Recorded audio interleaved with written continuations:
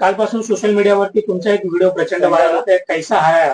नेमकं त्या वाक्याचा अर्थ काय? आणि तुम्ही असंही देखील म्हणालात की संपूर्ण मुंब्राला मी हिरवा रंगाने रंगून टाकेल. नेमका त्याचा अर्थ काय?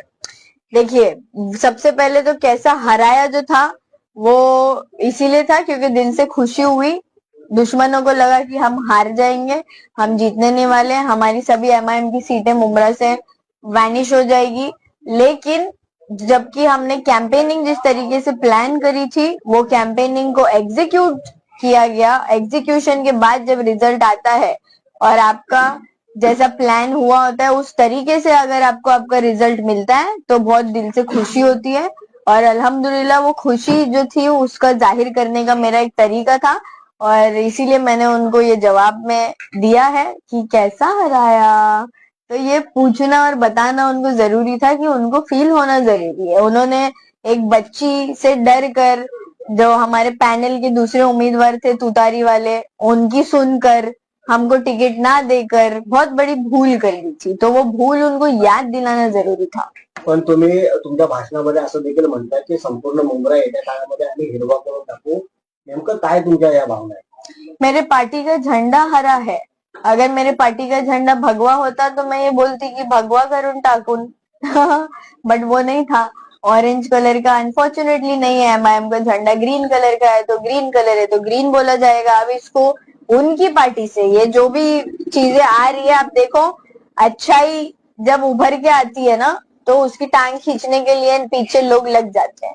तो अब 3 दिन भी नहीं हुआ इलेक्शन जीतकर और इन्होंने धार्मिक राजनीति का गेम चालू कर दिया है। तो ये रिलीजियस पॉलिटिक्स जो है इनकी तरफ से किया जाता है वही किया जा रहा है। जबकि मेरा जो स्टेटमेंट था वो पॉलिटिकल पार्टी लेवल पे था, प्योरली पार्टी लेवल का स्टेटमेंट था। उनके झंडे का कलर कुछ और है, मेरे झंडे का कलर कुछ और है, तो मैं मेरी पार्टी का ही प्रचार करूंगी। तो मैं बोलूंगी कि मैं चाहती हूँ कि मुंब्रा को हिरवा रंग में रंग दो। अगर भगवा होता तो बोला जाता कि भगवा में रंग दो। लेकिन उन्होंने इसको कम्युनल पॉलिटिकल लेवल पे लेकर चले गए जो कि कोई कम्युनिटी को ठेस पहुंचाने के लिए उसकी मेरी मंशा नहीं थी। और दूसरी बात ये कि हमारे संविधान में कहीं नहीं लिखा है कि हरा कलर मुसलमानों का है, भगवा कलर हिंदुओं का है। ये कलर बांट रहे हैं, ये जानवर बांट रहे हैं, ये लोगों को बांट रहे हैं। तो ये बांटने काटने वाली राजनीति को खत्म करने का वक्त अब आ चुका है। कम्युनल पॉलिटिक्स अपने दिमाग से निकालो। जब हमारी सोच सेक्युलर है तो मुंह से बातें कम्युनल नहीं निकल सकती।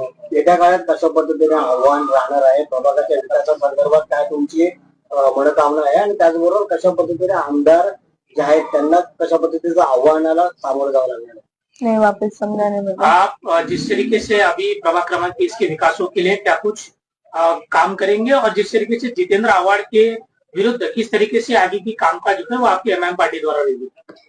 देखिए, अब इलेक्शन हो गए, अल्हम्दुलिल्लाह रिजल्ट्स आ गए, लोगों ने बहुत ज्यादा भरोसा बताया है।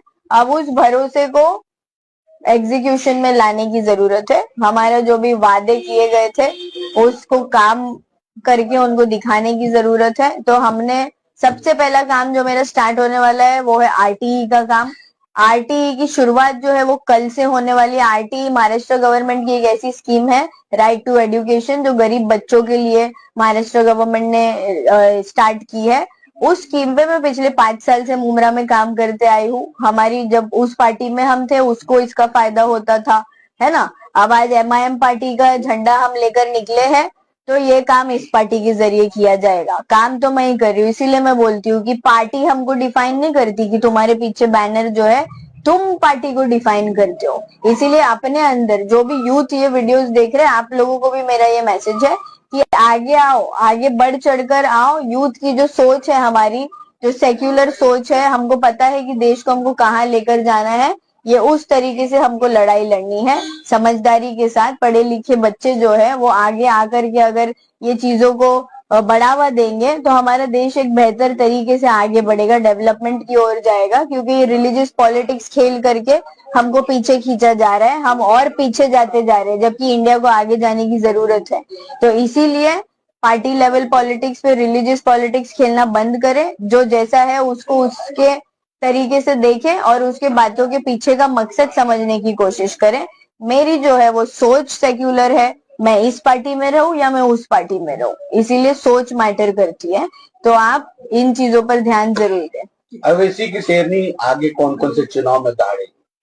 देखिए इंशाल्लाह अभी शुरुआत हुई है नगर सेवक चुनाव से, कॉरपोरेशन से। आगे अल्लाह ने नसीब में क्या लिखा है, हम जो है वो ये बिलीव करते हैं कि हमको हमारे अगले सेकंड का भी कुछ पता नहीं होता है ना। कल तो दूर की बात है, आपको यही नहीं पता कि अब नेक्स्ट सेकंड आपके साथ क्या होने वाला है।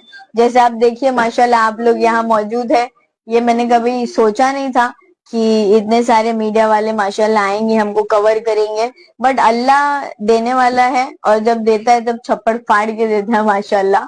तो ये हमारे साथ हुआ है, जीता जागता एग्जाम्पल है हम उसके। हमसे हक छीना गया था, हक देने के लिए लोग हमको पीछे हट रहे थे, तो अल्लाह ने बोला कि उनकी क्या औकात है, बंदों की कोई औकात नहीं होती किसी को कुछ देने की। इसीलिए लोगों से भी बोल रही हूँ कि भगवान से मांगो, अल्लाह से मांगो, सिर्फ उन्हीं की ताकत है जो हमको दे सकते हैं। और आज जो हमको ये जीत हासिल हुई है ये अल्लाह उसका रीजन है। ये एक और सवाल है लास्ट की, आपकी टीम में एक रिक्शा चालक भी शामिल हो गया है, वो भी जीत गया है। एक राज्य का मुख्यमंत्री रिक्शा चालक बन जाता है, तो वही मुमरा में एक रिक्शा चालक नगर सेवक बन गया। अच्छी बात है, लोग अगर आगे बढ़े तो माशाल्लाह हमको खुशी होगी। एक सीढ़ी ऊपर चढ़ के जाए तो अच्छी बात है, वो 10 सीढ़ी चढ़ गए ऊपर। हाँ वो आपकी पार्टी में ही जीत गया, एमआईएम से जीत ये गया। बहुत अच्छी बात है, मुझे खुशी है। वो चाहे रिक्शा वाला हो या चाय वाले हो, कहाँ कहाँ पहुंच रहे, तो फिर हमारे लोग क्यों पीछे रह जाए।